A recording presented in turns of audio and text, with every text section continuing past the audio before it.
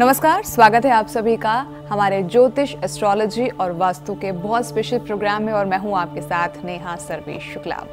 आज के इस वक्त में आप जिससे भी पूछोगे और भाई क्या सब कैसा चल रहा है, तो सब लोगों की चिट्ठे भर की परेशानियां जो है आप लोगों के सामने आ जाएंगी। ये हो रहा है, ऐसे हो रहा है, ये प्रॉब्लम है, ये दिक्कत चल रही है मेरे साथ।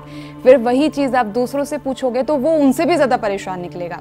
यानी कुल मिलाकर आज के इस वक्त में हर इंसान किसी ना किसी चीज़ को लेकर परेशान है। अब यहाँ पर आचार्य जी ने कोशिश, एक नई पहल मैं कह सकती हूँ, ये शुरू की है कि हम यहाँ पर आप लोगों के सवाल ले रहे हैं ताकि उन लोगों के प्रॉब्लम जो जीवन में जो लगातार चल रही है वो थोड़ी बहुत कम हो सके। किस तरीके से आप आचार्य जी से जुड़ सकते हैं, कैसे आपकी प्रॉब्लम का सॉल्यूशन हो सकता है, ये आगे खैर मैं आपको डिटेल में लगातार बताती रहूंगी। हमारे साथ मौजूद हैं आचार्य लोकेश ठमीजा जी। आचार्य जी बहुत बहुत स्वागत है आपका। नमस्कार नेहा जी। नमस्कार आचार्य जी। बहुत सारे मैसेजेस, बहुत सारे फ़ोन कॉल्स हमें लास्ट टाइम मिले हैं, जिसमें से कि हमने कुछ शॉर्ट लिस्ट किए हैं और मुझे बहुत अच्छा लग रहा है ये मैं कहूँ कि समझ के, सोच कर कि लोग जागरूक हो रहे हैं कम से कम।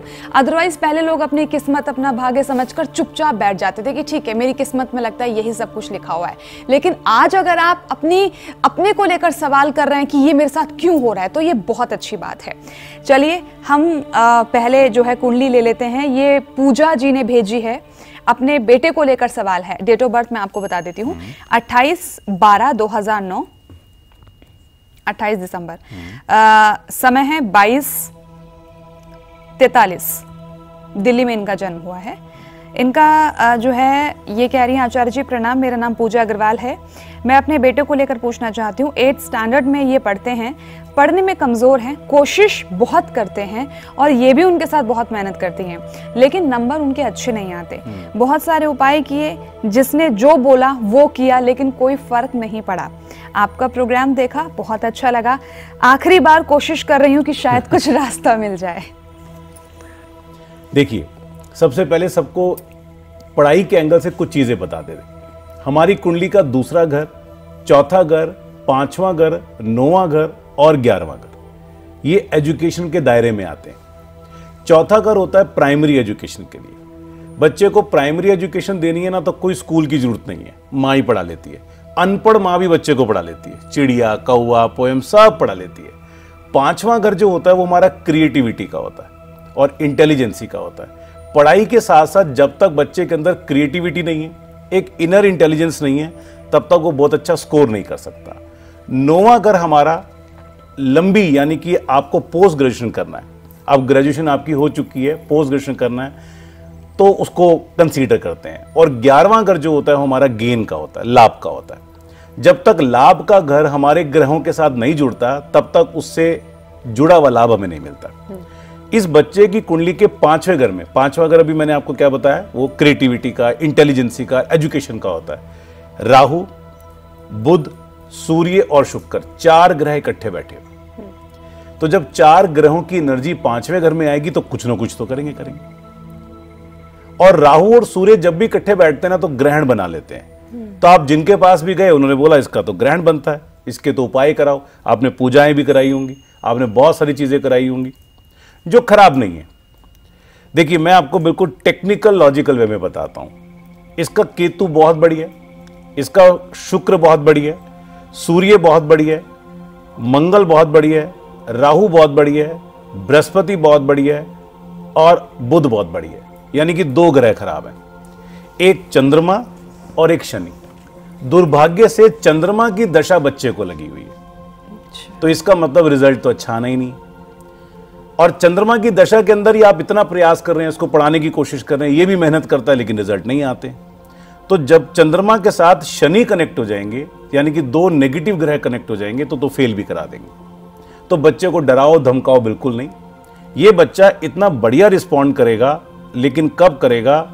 नवंबर 2023 के बाद। और अभी तो इसकी एज बहुत छोटी है, 2009 का इसका बर्थ है। यानी कि सारी जो एजुकेशन है इसकी 2023 से लेकर 30 के बीच में आ जाएंगी। और वो इतना बढ़िया पीरियड है कि आपने भी नहीं सोचा होगा कि बच्चा इतना अच्छा कर जाएगा, कि मेरा बच्चा है ये। मैं सच बता रहा हूं आपको, इस डेट को, टाइम को आप याद करना। फिर एजुकेशन और करियर 2 अलग अलग चीजें होती हैं। जरूरी नहीं है कि एक बच्चा पढ़ता नहीं है तो काम अच्छा नहीं कर पाएगा।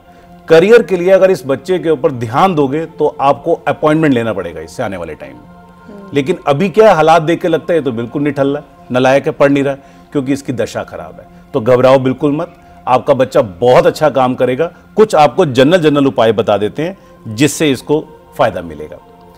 52 ग्राम का चांदी का हाथी किसी भी सुनार से आप बनवा लीजिए, ठोस हाथी, और घर के ईस्ट डायरेक्शन में गंगा जल में डिप करके रख दीजिए। ये इसको डाइवर्ट होने से बचाएगा, यानी कि आजकल बच्चे मोबाइल में कई चीजों में डाइवर्ट हो जाते हैं, तो इसको बचाएगा। इसका बहुत अच्छा उपाय बनता है। सरस्वती माता का यंत्र मैं कई बार आपको बता ही चुका हूं कि जो भी पढ़ना चाहते हैं या एजुकेशन लाइन से कनेक्टेड है उनको वो 3 मंत्र पढ़ने चाहिए। मेमोराइज करता है, चीजों को बेनिफिट देता है। 500 ग्राम आटा शुक्रवार से शुरू करके 5 दिन लगातार किसी मंदिर में, धर्मशाला में या जहां लंगर बनता है वहां पर इसके हाथ से डोनेट करवाइए, और हर बर्थडे के बाद करवाइए, क्योंकि 5वें घर की एनर्जी को थोड़ा सा ठीक करना है। और एक अगर स्टोन आप डलवा सकते हैं तो माणिक रूबी आता है, उसको गोल्ड में इसको डलवाइए, इसकी लॉटरी लग जाएगी। और बिल्कुल मत घबराइए, और आपका जो आखिरी बार किसी ज्योतिषी से आपने पूछा है ये आपको निराश नहीं करेगा, मेरी बात पे यकीन कीजिएगा। तो गॉड ब्लेस यू। माएँ जो होती है ना, बड़ी जल्दी परेशान हो जाती है अपने बच्चों को लिए। आप भी समझते हैं, मैं भी समझती हूँ, बहुत नॉर्मल है।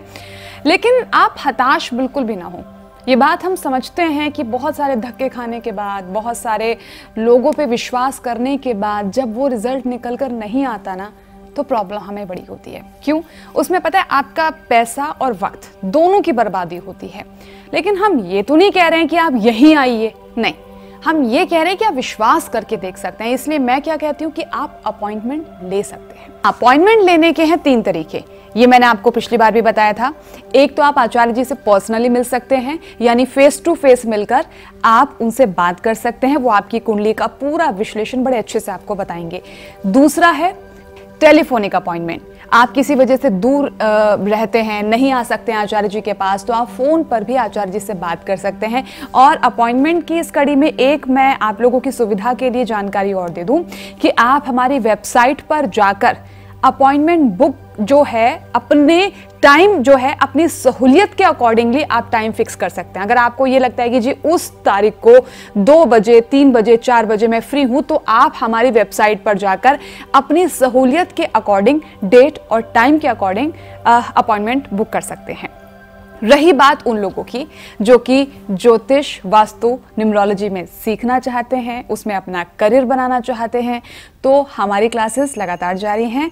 आप ये नंबर पे फोन करके रजिस्ट्रेशन करवा लीजिएगा, पूरी जानकारी आपको ये नंबर दे देंगे। अगला सवाल लेंगे मुस्कान वर्मा जी का, हांसी हरियाणा से है। डेट ऑफ बर्थ है 11 फरवरी 1985।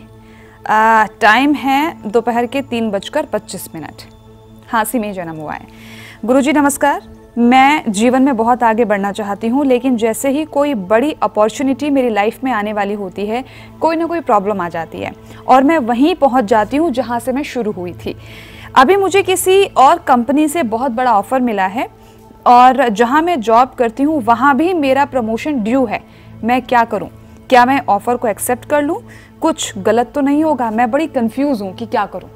आपकी शनि की दशा चल रही है जो बहुत अच्छी है, इसीलिए आप अच्छी अच्छी बातें सोच पा रही हैं कि मैं और आगे बढ़ना चाहती हूँ। और शनि के साथ जो अंतर दशा चल रही है वो शुक्र की चल रही है, ये भी ठीक है, कोई दिक्कत नहीं है।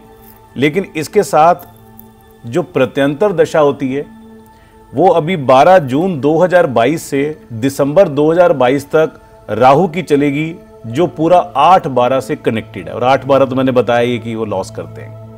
तो अगर अभी इस कंपनी के अंदर कोई ज़्यादा दिक्कत नहीं है तो अभी इस जॉब को मत चेंज कीजिए। क्यों? क्योंकि अभी आपके पास एक अपॉर्चुनिटी आ रही है, लेकिन 15-20 दिन बाद ही फिर लॉस का पीरियड इंडिकेट करता है या स्कैंडलस इंडिकेट कर सकता है। हो सकता है नई कंपनी के अंदर आप अच्छी तरीके से एडजस्ट नहीं हो पाए।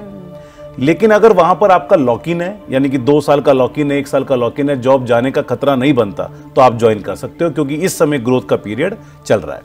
बट कई बार क्या होता है कि जैसे हम कहीं जा रहे हैं और महीने के बाद ही उन्होंने टर्मिनेट कर दिया, ऐसा हो सकता है, तो वो सिचुएशन आपका बनता है।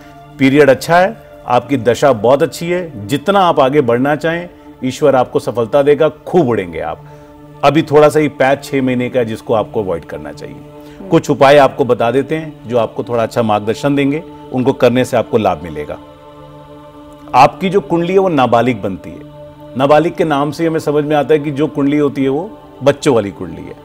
नाबालिग कुंडली में क्या होता है, हमारा जो केंद्र होता है कुंडली का, मैं साथ साथ इससे समझाता हूं कि आपको थोड़ा सा समझ में भी आने लगे। देखिए हमारा ये मुट्ठी होती है, अगर हम इसको बंद करते हैं ना तो इसके अंदर कुछ चीज़ें बंद हो गई, यानी कि जो हथेली का पार्ट होता है वो दिखता नहीं। और जब बच्चा पैदा होता है ना तो मुट्ठी बंद करके आता है, मतलब वो कहता है कि मेरी किस्मत मेरे हाथ में, कुछ देख नहीं सकता। अगर माँ बाप चाहते हैं ना फिंगर डाल दे, पेन डाल दे, तब भी बच्चा बंद कर देता है। और मरने के बाद क्या होता है, हाथ खुले रह जाते हैं, जो देखना देख लो, सब जी लिया। तो किस्मत बंद करके आते हैं।